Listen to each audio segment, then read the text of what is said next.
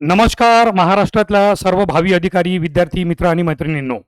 मी आपल्या सगळ्यांचे स्वागत करतो आपल्या फेवरेट यूट्यूब चॅनल PWMPSC वाला. विद्यार्थी मित्रांनो, आज जो मी व्हिडिओ घेऊन आलेलो आहो अत्यंत म्हणजे एक्साइटेड व्हिडिओ आहे. कारण जर तुम्हाला एक प्रश्न विचारला की भारतामध्ये 28 राज्य आहे आणि 3 केंद्रशासित प्रदेश आहे ज्यांना विधानसभा लाभलेली आहे, तर या सर्व मुख्यमंत्र्यांपैकी म्हणजे 28 राज्यांचे 28 मुख्यमंत्री आणि 3 केंद्रशासित प्रदेश त्यांचे मुख्यमंत्री, या सर्व मुख्यमंत्र्यांपैकी सर्वात पॉवरफुल मुख्यमंत्री कोण, ताकदवर मुख्यमंत्री कोण? काही विद्यार्थी याला प्रॅक्टिकल बेसिसवर किंवा काही विद्यार्थी इमोशनल बेसिसवर किंवा काही विद्यार्थी सोशल मीडियाच्या इन्फ्लुएन्समध्ये वेगवेगळी उत्तर देऊ शकतात. साधारणतः काही विद्यार्थी म्हणू शकतात की उत्तर प्रदेशचे मुख्यमंत्री योगी आदित्यनाथ, कारण पंतप्रधान नरेंद्र मोदी यांच्यानंतर त्यांचंच नाव येतं कधी पण समोर, किंवा जे बुलडोजरच्या कारवाई करतात त्या, किंवा त्यांनी नाका जे त्यांच्या राज्यात एन्काउंटर वगैरे करून दाखवलेले आहे काही प्रकरणात, तर मुख्यमंत्र्यांचं नाव घेऊ शकतात ते योगी आदित्यनाथ. काही विद्यार्थी नाही का हेमंत बिस्वा शर्मा आसामच्या मुख्यमंत्र्यांचं नाव घेऊ शकतात. त्यांनी ज्या प्रकारे बांगलादेशी घुसपेठी आहे किंवा बांगलादेशी नाही का जे इलिगल नाही का इमिग्रंट आहे त्यांना पुन्हा डिपोर्ट करण्याचे प्रयत्न लावलेले आहे.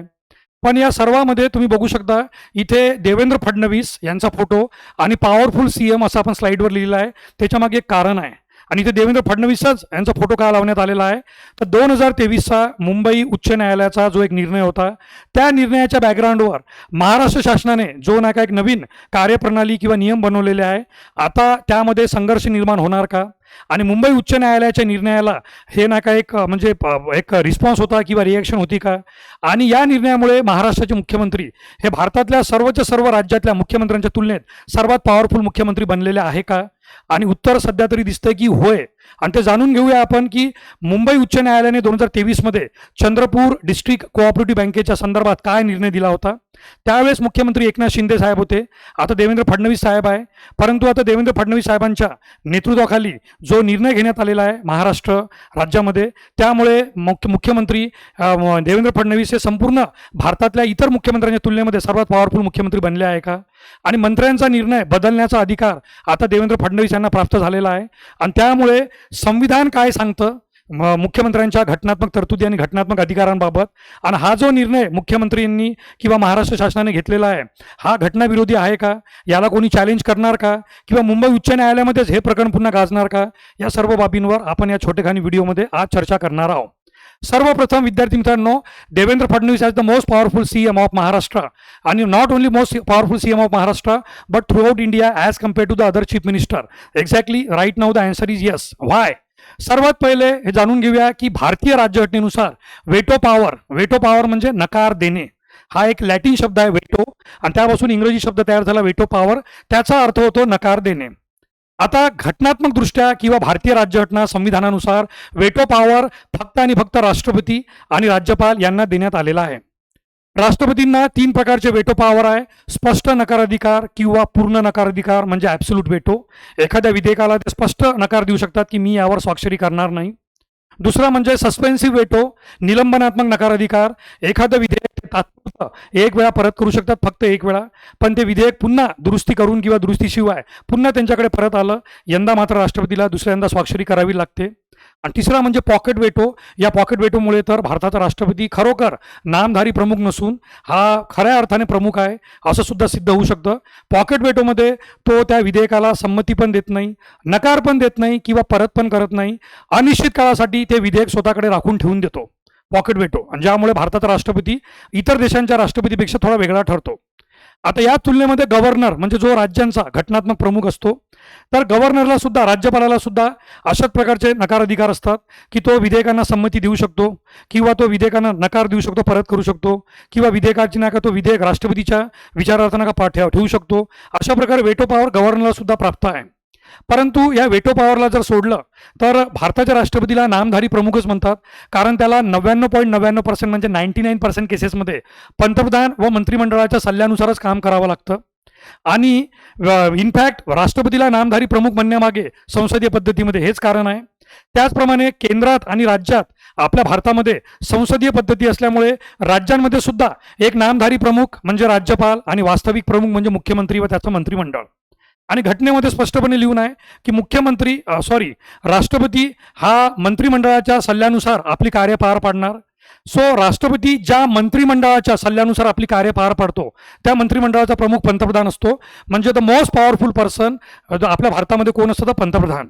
त्याचप्रमाणे राज्यांमध्ये सुद्धा राज्यपाल हा मंत्रिमंडळाच्या सल्ल्यानुसार आपली कार्य पार पाडेल असं घटनात्मक दृष्ट्या दिलेलं आहे.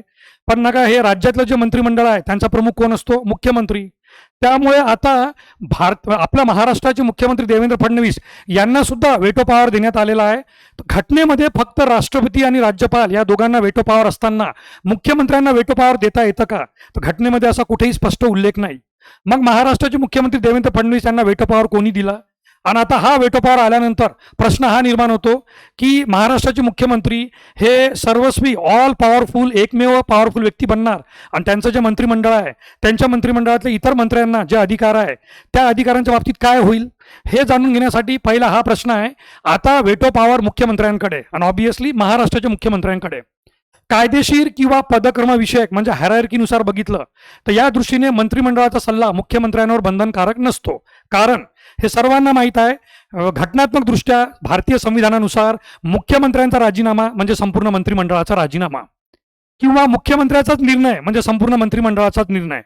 त्यामुळे कोणत्याही मंत्र्यांचा किंवा मंत्रिमंडळाचा सल्ला मुख्यमंत्र्यांवर बंधनकारक नसतो. या उलट मुख्यमंत्री हे मंत्रिमंडळाचे प्रमुख असतात आणि हे घटनेमध्ये स्पष्ट उल्लेख दिलेला आहे. आणि मुख्यमंत्र्यालाच एखाद्या स्वतंत्र मंत्र्याची निवड करण्याचे त्या मंत्र्याच्या निर्णयावर नियंत्रण ठेवण्याचे इनफॅक्ट वेळ पडली तर त्या मंत्र्यांकडून काही चुकी घडली आणि विरोधी पक्षाकडून किंवा मीडियाकडून प्रेशर आलं तर त्या मंत्र्यांना पदावरून दूर करण्याचे अधिकार सुद्धा मुख्यमंत्र्यांना असतं. आणि मुख्यमंत्र्यांच्या या निर्णयाला कोणत्याही न्यायालयात आव्हान देता येत नाही. मुख्यमंत्र्यांनी जर म्हटलं की त्या मंत्र्यांना की तुम्ही राजीनामा राज्यपालांकडे सोपवून द्या तर त्या मंत्र्याला तो राजीनामा सोपवावा लागतो हे मात्र नक्की आहे. म्हणजे या दोन पॉईंटवरून सिद्ध होतं की मुख्यमंत्री हा संपूर्ण मंत्रिमंडळाचा बॉस आहे, मंत्रिमंडळ हे मुख्यमंत्र्यांचा बॉस नाही. मग आता यातच काय झालेलं की ही दोन कारणं जाणून घेण्याचं कारण की मुख्यमंत्री आणि मंत्री यामध्ये पॉवरफुल कोण. सध्या तरी आपल्याला घटनात्मकदृष्ट्या मुख्यमंत्री हाच पॉवरफुल दिसतो. पण थोडं बॅकग्राऊंडमध्ये जाऊया. 2022-23 मध्ये काय घडलं होतं विद्यार्थी मित्रांनो हे बघा.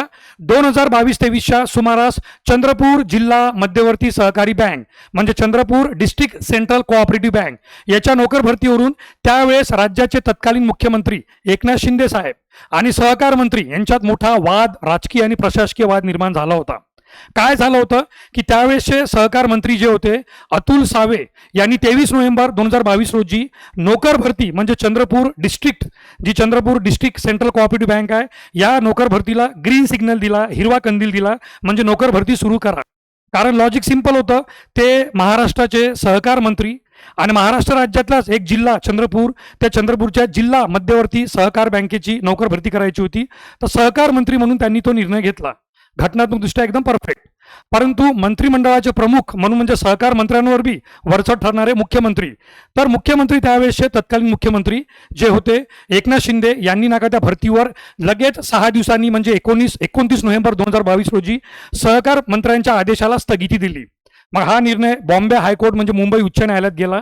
तर उच्च न्यायालयाचा निकाल मार्च 2023 मध्ये आला.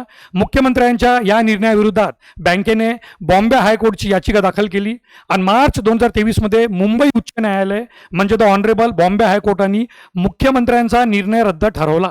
आणि आपल्या महाराष्ट्रामध्ये पुन्हा चर्चा निर्माण झाली. अतुल सावे जे सहकार मंत्री होते त्यांना घटनात्मकदृष्ट्या त्यांनी कार्य योग्य केलं कारण ते सहकार मंत्री असल्यामुळे त्यांनी सहकार भरतीला ग्रीन सिग्नल दिला. परंतु मंत्रिमंडळाचे प्रमुख घटनात्मकदृष्ट्या मुख्यमंत्री असतात त्यामुळे नाका तो निर्णय स्थगित करू शकतात का असा वादविवाद निर्माण झाला.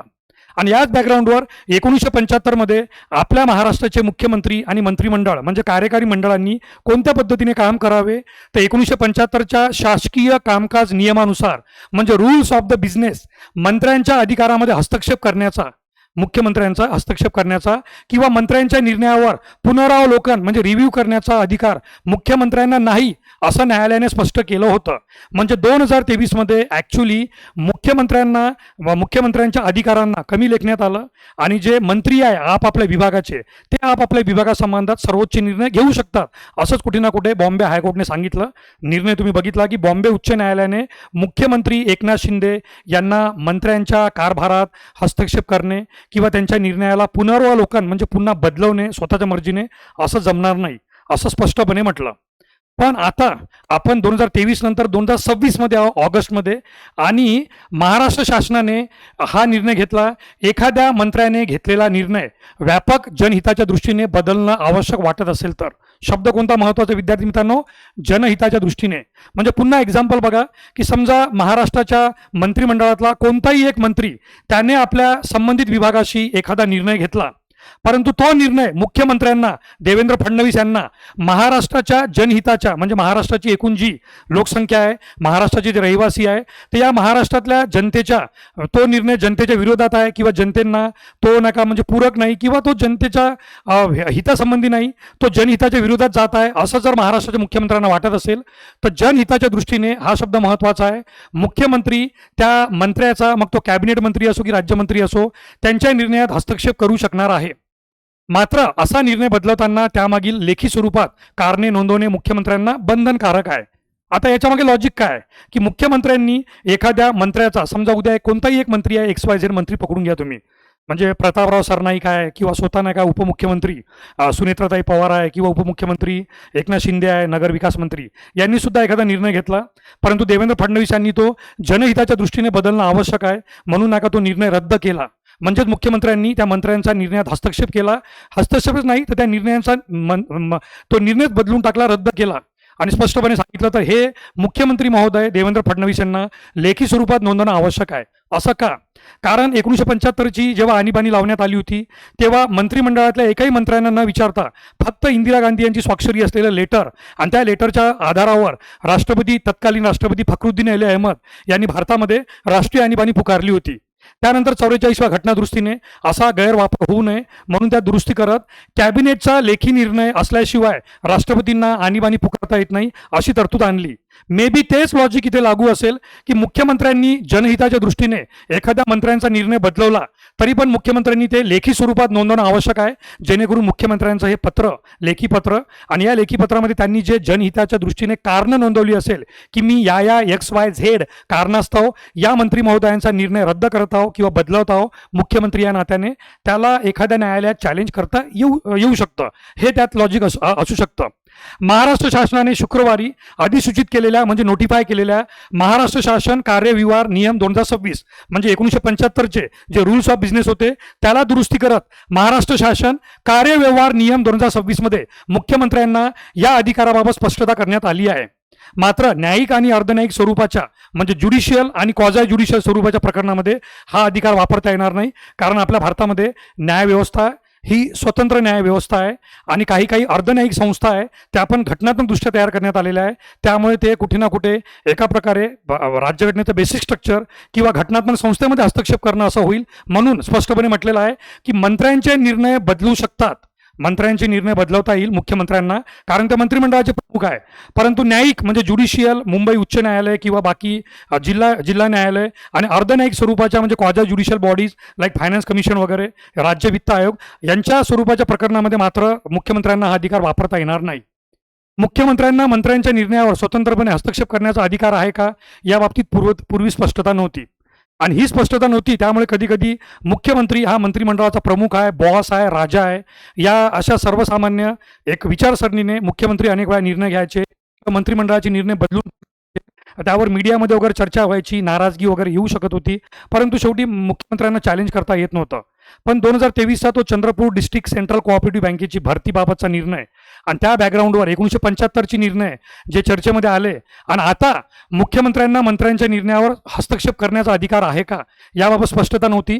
पण 2023 मध्ये मुंबई उच्च न्यायालयाच्या नागपूर खंडपीठाने चंद्रपूर जिल्हा मध्यवर्ती सहकारी बँक विरुद्ध महाराष्ट्र शासनामध्ये निर्णय घेताना मुख्यमंत्र्यांना स्वतंत्र अधिकार सोपवण्यात आलेला नसल्याचे जो निर्णय आता आपण बघितला होता, म्हणजे मुख्यमंत्र्यांना मंत्रिमंडळाच्या निर्णयामध्ये किंवा एखाद्या मंत्र्यांनी आपल्या विभागामध्ये घेतलेल्या निर्णयामध्ये हस्तक्षेप करता येणार नाही, तो निर्णय बदलवता येणार नाही, कारण तो मंत्री आहे आणि घटनात्मक दृष्ट्या तो त्या डिपार्टमेंटचा मंत्री आहे. मंत्री या नात्याने तो निर्णय घेऊ शकतो, मुख्यमंत्री त्यात हस्तक्षेप करू शकत नाही, असं मुंबई उच्च न्यायालयाने म्हटलं होतं. परंतु आता म्हणजे देवेंद्र फडणवीस यांना असे अधिकार हे 2026 मध्ये महाराष्ट्र शासनाने अधिसूचित केले. या पार्श्वभूमीवर राज्य सरकारने आता नव्या कार्यव्यवहार नियमामध्ये म्हणजे रूल्स ऑफ बिझनेसमध्ये मुख्यमंत्र्यांच्या अधिकारांची स्पष्ट तरतूद केलेली आहे. प्रश्न आता हा येतो की या निर्णयामुळे मुख्यमंत्र्यांना मंत्र्यांचे निर्णय बदलवता येतात, त्यांना ते लेखी देणं आवश्यक आहे. मग लेखी देऊ की न देऊ ती नंतरची गोष्ट, पण निर्णय बदलवता येतात. त्यामुळे मुख्यमंत्री ऑल पॉवरफुल, सर्वात जास्त पॉवरफुल बनणार का? आता सर्वच्या सर्व अकाउंटेबिलिटी किंवा आन्सरेबिलिटी फक्त मुख्यमंत्र्याकडे जाणार का? आणि मुख्यमंत्री स्वतःच्या मनमर्जी, जरी तिथे लिहिलेलं आहे जनहिताच्या दृष्टीने, तर त्या जनहिताच्या नावाखाली मुख्यमंत्री एखाद्या मंत्र्यांचा निर्णय स्वमर्जीने बदलू शकणार का? अशा अनेक बाबींना का प्रश्नचिन्ह निर्माण होत आहे. संबंधित विभागाच्या मंत्र्यांनी घेतलेल्या निर्णयाच्या जनहिताच्या दृष्टीने पुनर्विचार करणं आवश्यक असल्याचे मुख्यमंत्र्यांना वाटल्यास ते निर्णय बदलू शकतील. मात्र याची रिटर्न कारणे नोंदवणं आवश्यक आहे. आणि एवढंच नाही तर नव्या नियमानुसार एखाद्या विभागाशी संबंधित कागदपत्रे मुख्यमंत्र्यांना पाहायची असल्यास संबंधित विभागाने उपलब्ध करून देणं बंधनकारक करण्यात आलेलं आहे. मुख्यमंत्री कोणत्याही डिपार्टमेंटमधली कोणतीही डॉक्युमेंट बोलू शकतो आणि ती डॉक्युमेंट कंपल्सरी सर्व मंत्र्यांना मुख्यमंत्र्यांना पाठवावी लागेल. अशा प्रकारे नाही का विद्यार्थी मित्रांनो, एक एक ज्या अधिकारांची नाही का हायरार्की आहे त्यामध्ये महाराष्ट्राचे मुख्यमंत्री अजून जास्त स्ट्रॉंग बनलेले आहे. आणि विशेष म्हणजे हा निर्णय फक्त आणि फक्त महाराष्ट्र राज्यापुरती आहे. त्यामुळे इतर राज्यांच्या कोणत्याही मुख्यमंत्र्यांना असे अधिकार नाही. म्हणून मी सुरुवातीला म्हटलं की आता जर कम्पेअर केलं अधिकाराचा, तर इतर कोणत्याही मुख्यमंत्र्यांपेक्षा जास्त पॉवरफुल महाराष्ट्राचे मुख्यमंत्री देवेंद्र फडणवीस सध्या दिसत आहेत. कार्यव्यवहार नियम म्हणजे रूल्स ऑफ बिझनेस, म्हणजे मुख्यमंत्री व त्यांच्या मंत्रिमंडळांनी नेमकी कसे कार्य करावी यांच्या नियमातल्या एखाद्या तरतुदीच्या अर्थाबाबत शंका निर्माण झाल्यास तो विषय सुद्धा मुख्यमंत्र्याकडे पाठवण्यात येणार. आणि मग मुख्यमंत्र्यांनी त्या रूल ऑफ बिझनेसमध्ये म्हणजेच मुख्यमंत्री व मंत्रिमंडळांनी नेमकं कसं कार्य करावं याबाबत मुख्यमंत्र्यांनी दिलेला निर्णय अंतिम राहणार आहे. तर या सर्व बाबीहून नका विद्यार्थी मित्रांनो एक गोष्ट क्लिअर होते की मुख्यमंत्र्यांचा निर्णय अंतिम राहणार. मुख्यमंत्र्यांना मंत्र्यांचे निर्णय बदलवता येणार. मुख्यमंत्र्यांनी ते लेखी कारणं देणं आवश्यक आहे. पण या सर्वावरून मुख्यमंत्री हा निर्विवादपणे सर्वात टॉप आणि सर्वात म्हणजे अनडाऊटेबली आणि अनडिनायबली सर्वात पॉवरफुल व्यक्ती बनलेले आहे असाच नका निष्कर्ष निघतो.